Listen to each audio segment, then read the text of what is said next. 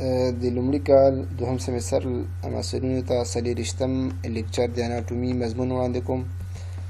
په دې کې موږ د ستونو فقرات کې چې کوم جاینټونه دي هغه به وایو او د دې نه لومړی اتلانتو اوکسیپیټل جاینټ وایو. د نوم نه معلومیږي چې د اطلس ورتبرا او د اوکسیپیټل بوند ترمنځ به دغه جاینټ وي. د دې ټایپس یا نوع چې کوم د ساینوویل هند دی، ارټیکولر سرفیس چې کوم دی دا اوکسیپیټل بوند دی، د دې اوکسیپیټل له خوا نه اوکسیپیټل کونډایلز او د اطلس ورتبرا نه د اطلس د لیټرل ماس سوپیریر ارټیکولر سرفیس په کې څه شي کېږي، د دې کې برخه اخلي. اټچمنټ چې کوم دی ارټیکولر کپسول دی چې دا ټول جاینټ پوښلی دی. د دې نه پرته انټیریر اتلانتو اوکسیپیټل ممبرین دی، پوسټیریر اتلانتو اوکسیپیټل ممبرین په کې هم رول لري. بل اټچمنټ چې کوم دی هغه ساینوویل ممبرین دی او ساینوویل ممبرین خپله دغه ارټیکولر کپسول د انټرنل طرف نه یا د داخل خوا نه څه شی کوي، فرشوي. یعنې دا د دې جاینټ اټچمنټ دی یا ارتباطه وسایل دی، د دې په واسطه دا څنګه کېږي، سپورټ کېږي. په دې اشکارو کې تاسو کتلی شئ چې دا فرسټ ورتبرا ده، د دې دا لیټرل ماس دی او دا د لیټرل ماس سوپیریر ارټیکولر څه شی دي، سرفیسونه دي. په دې کې تاسو هم کتلی شئ دا لیټرل سرفیس دی، لیټرل ماس دی او سوپیریر ارټیکولر سرفیس دی چې د اوکسیپیټل بوند اوکسیپیټل کونډایل سره یوځای کېږي. دویم جاینټ چې کوم دی هغه اتلانتو اکزیل جاینټ دی. د نوم نه معلومیږي چې اطلس او اکزیل به پکې څه شی کوي، اکزیس ورتبرا به پکې برخه اخلي. دلته چې کوم جاینټونه جوړېږي دلته درې جاینټه جوړېږي. یو جاینټ ته ویل کېږي اتلانتو اکزیل میډین جاینټ ویل کېږي. اتلانتو اکزیل میډین جاینټ چې کوم دی دا په حقیقت کې د ډینس اکزیس او د اطلس د انټیریر آرچ او د فویا ډینټس ترمنځ دغه اتلانتو اکزیل میډین جاینټ څنګه کېږي، دا جوړېږي. او دوه نور مفاصلې چې کوم دي هغې ته ویل کېږي اتلانتو اکزیل لیټرل جاینټ. هغې ته څه شی ویل کېږي، اتلانتو اکزیل لیټرل جاینټ. دا دوه دانې دي. دا چې کوم دی په دې کې د اطلس د فقرې هر یو فوبیا ارټیکولارس انفیریر چې د دغې ورتبرا په لیټرل ماس کې قرار لري، د اکزیس ورتبرا د سوپیریر ارټیکولر پروسس د ارټیکولر سرفیس سره چې په دواړو خواو کې قرار لري څه شي کېږي، یوځای کېږي او دغه اتلانتو اکزیل لیټرل جاینټ جوړوي.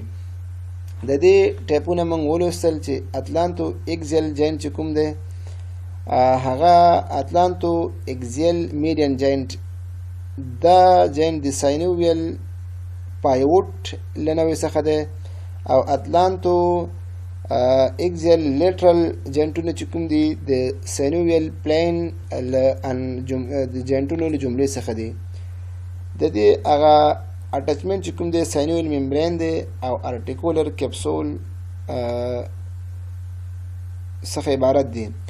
لیګامنټونه عبارت دي له اپیکل لیګامنټ څخه، همداراز بل لیګامنټ الر لیګامنټ دی، ټرانورس د بل چې کوم دی کروسیټ لیګامنټ دی، دا بیا ټرانورس پارټ لري، ورټیکل پارټ لري. او همدارنګه بل ممبرین چې کوم دی ټیکټوریل ممبرین. دغه ټول ساختمانونه د دغې جاینټ د اټچمنټ یا د ارتباطي وسایلو څخه څنګه دي، عبارت دي.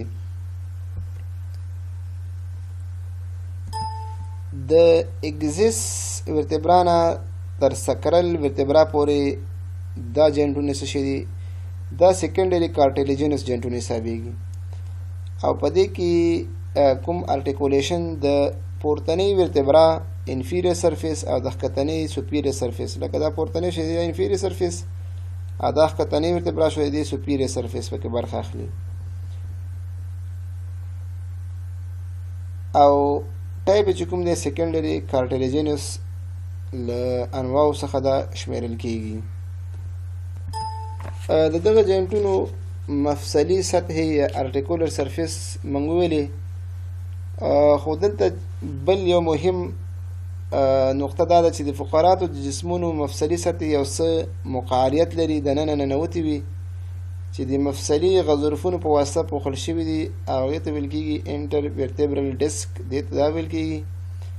دغه ډیسک د کولاجن الیافو یا فایبرو لرونکی دی چې د فقراتو یا د ورتبرا جسمونه څنګه کوي سره مرتبطوي یا یو بل سره دا انخلوي.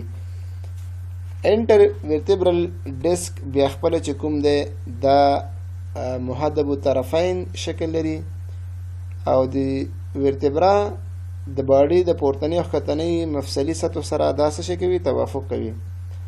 انټر ورتبرل ډیسک دوه برخې لري. یو انولر فایبروسس دی.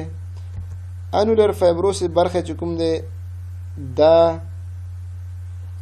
د دې مرکزی برخه ده، محیطي برخه ده، او بل مرکزی برخه ده هغه ته ویل کېږي نکلیوس پالپوسس دی، سنټرل پارت دی. د دې جینټونو اټچمنټ چې کوم دی یو انټیریر لانجیټیودنل لیګامنټ دی، بل پوسټیریر لانجیټیودنل لیګامنټ څخه عبارت دی. تاسو دلته کتلی شئ د انټر ورتبرل ډیسک سنټرل پارت چې د نیکلیوس پالپوسس په نوم باندې یادېږي او د پریفرل پارت دی چې د انولس فایبروسس په نوم باندې یادېږي.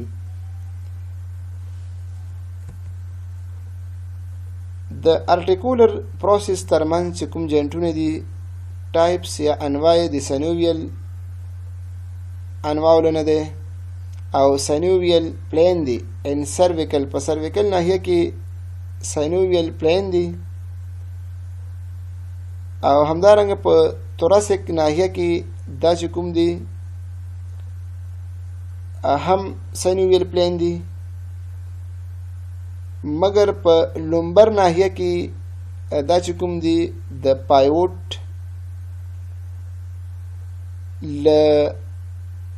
پایوټ جینټونو څخه عبارت دی.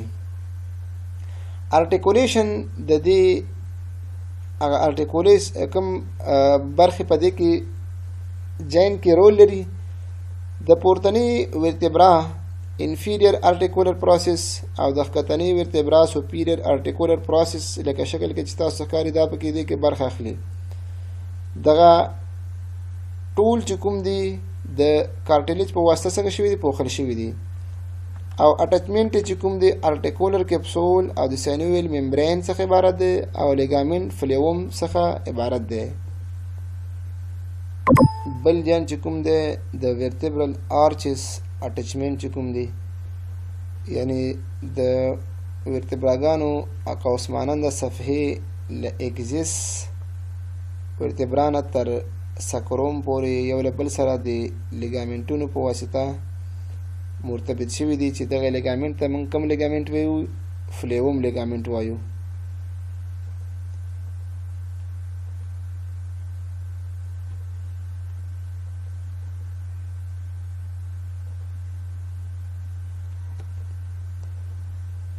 د ورتبراګانو د سپاینوس پروسس اټچمنټ چې کوم دی هغه د سوپرا سپاینل لیګامنټ څخه عبارت دی او همدارنګه د انفرا سپاینل لیګامنټ څخه عبارت دی. سوپرا سپاینل لیګامنټ چې کوم دی د فقراتو سپاینوس پروسس دا سره نښلوي او په سرویکل ناحیه کې دغه د لیګامنټ نوکیا په نوم باندې څه شی کېږي یادېږي. انفرا سپاینل لیګامنټ دا د دوو مجاورو فقراتو یا ورتبرا د سپاینوس پروسس ترمنځ مسافه کې موجود وي. دغه لیګامنټ د سوپیریور او انفیریور ایج یا سنډو په واسطه د مربوطه فقراتو په پروسس یا سپاینوس پروسس باندې انزرشن کوي.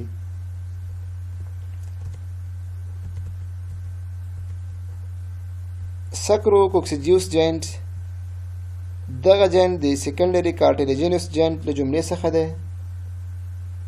ارټیکولیشن چې کوم دی د سکروم اپیکس او د کوکسیجیوس بیس پکې رول لري. تاسو وګورئ دا کوکسیجیوس بیس او د سکروم اپیکس دا پکې رول لري.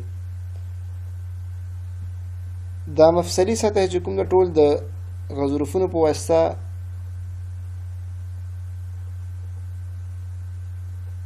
یعنی غضروف په دې کې موقعیت لري په مابین کې چې هغې ته ویل کېږي انټر ورتبرل ډیسک ورته ویل کېږي.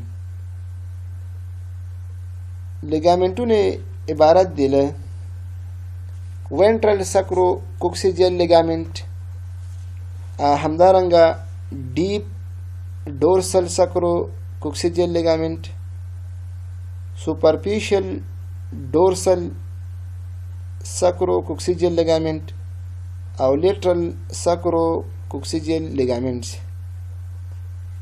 د دې مومنټ چې کوم دی یا کوم حرکات اجرا کوي، فلیکشن، ایکسټنجن، لیټرل فلیکشن او روټیشن، دا د دې حرکاتو د سکرو کوکسیجوس